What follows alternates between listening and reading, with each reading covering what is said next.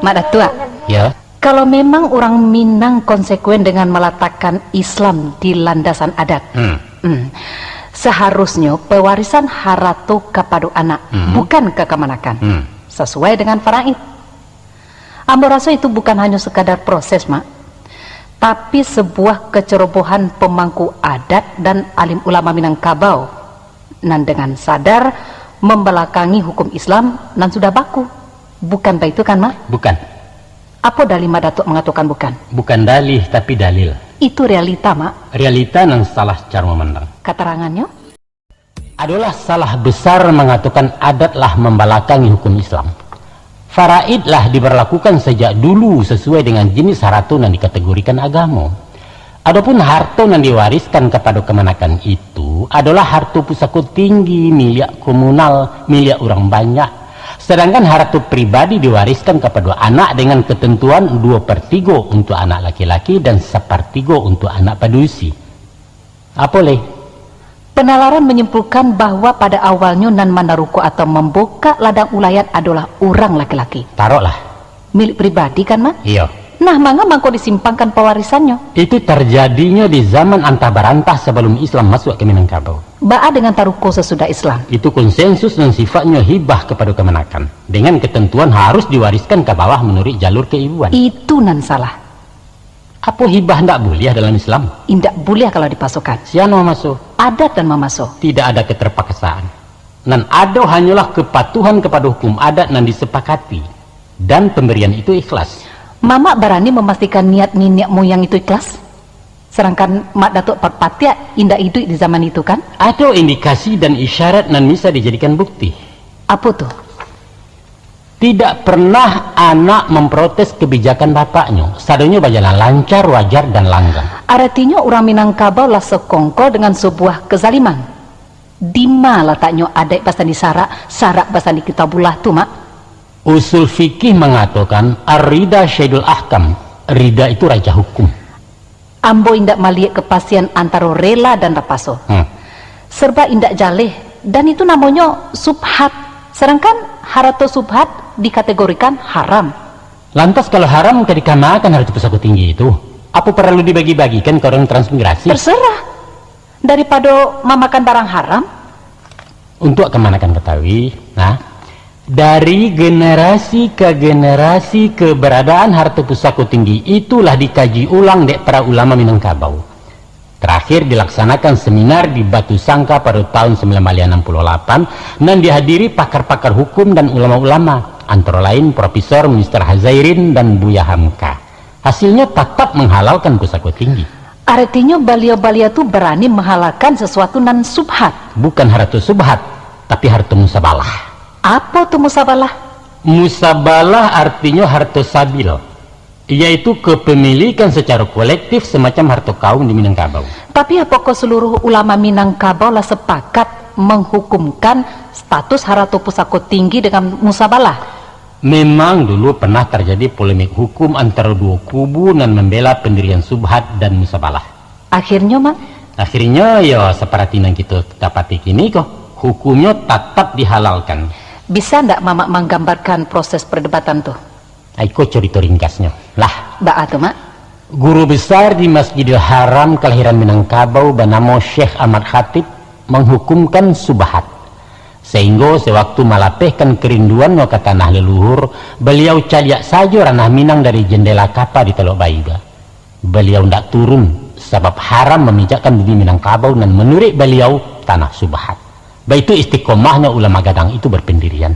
Lantas seluruh ulama waktu itu mengikuti pendirian Syekh Ahmad Khatib tuh? Tidak. Murid utamanya dan bernama Dr. Karim Amarullah, terkenal dengan inyak DR, ayahandanya Buya Hamka, bapak nepek lain. Beliau menghukumkan harta pusaka tinggi dengan status musabalah, artinya tanah sabil. Jadi murid melawan guru, Mak? Iya.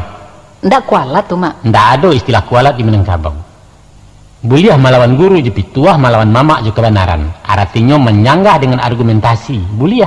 Kalau begitu, ambo buliah melawan Datuk Perpatia? Dari tadi lah melawan panjang. Kalau di Jawa kalian kok mati sabalah dek kualat kok. Syukurlah ambo dilahirkan di Minangkabau, Mak. Aku dalilnya Der. Apa tuh, Mak? Ada sebidang tanah di Madinah nan berasal dari pampasan perang milik Umar bin Khattab. Sahabat Nabi itu menghibahkannya ke masyarakat negeri Khaybar untuk dimiliki secara kolektif. Sampai kini keberadaan tanah itu masih utuh sesuai dengan wasiat nan punya dahulunya.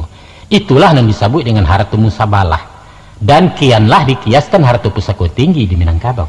Tentu balang pendapat ulama di Minangkabau kok, Mak? Enggak.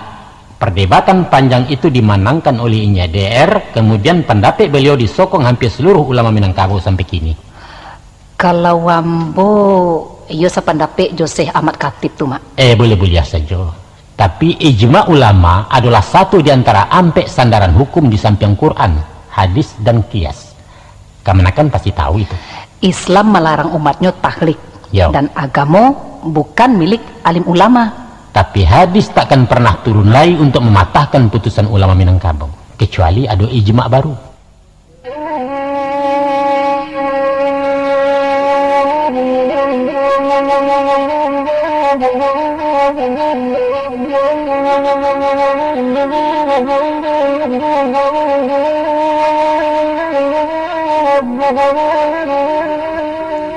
Iku bukannya ijma, karena ambo alun ulama. Ambo melihat masalahnya alun selesai, Mak. Dan ambo punya ide mencarikan solusinya. Oh, hebat kemenakan. Terserah Mama mengatakannya hebat atau bukan. Coba Mama dengar ide awak tuh. Pituah Mama ambo pakaikan, yaitu kalau sasek di ujung jalan, kembali ke pangka jalan. Nah, pangkanya? Pangkanya faraid.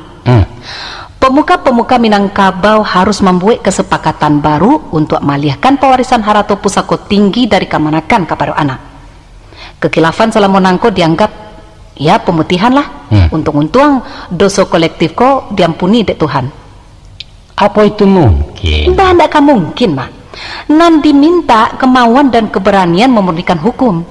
Kalau indah, iyo bondo-bondo lah orang Minangkabau masuk neraka. Rancak. Baku rancak kece Mama. Suatu terobosan baru nan mesti dipertimbangkan. Kini kok zaman reformasi, Mak. Iya. Sadonyo harus dikembalikan ke posisi nan adil dan bertanggung jawab.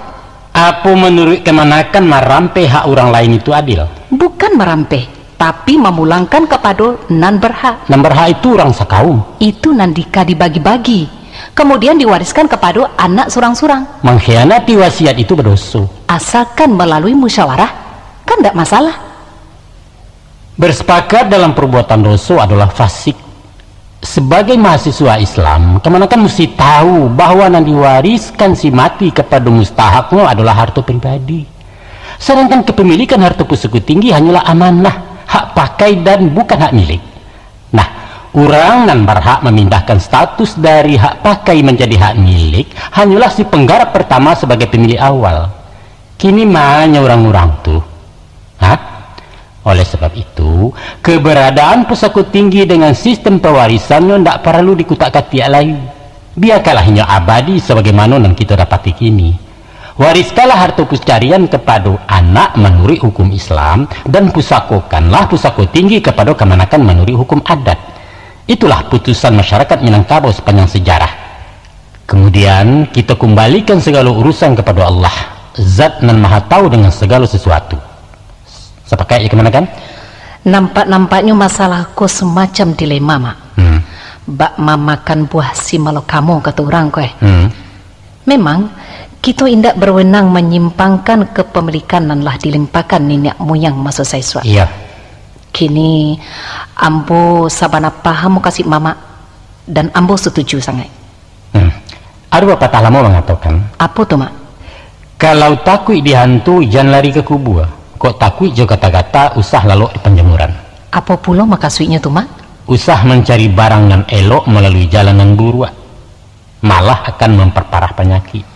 Kalau menurut usul fikih, menghindarkan kemudaratan lebih diutamakan dari mencapai kemungkaran. Nah, kan ya itulah adat sairi yang jauh kamu. Itulah intisarinya adat pesan isyarat, syarat pesan di kitabullah. Terima kasih, Mak. Kini pandangan ambo mulai berubah ke Minangkabau.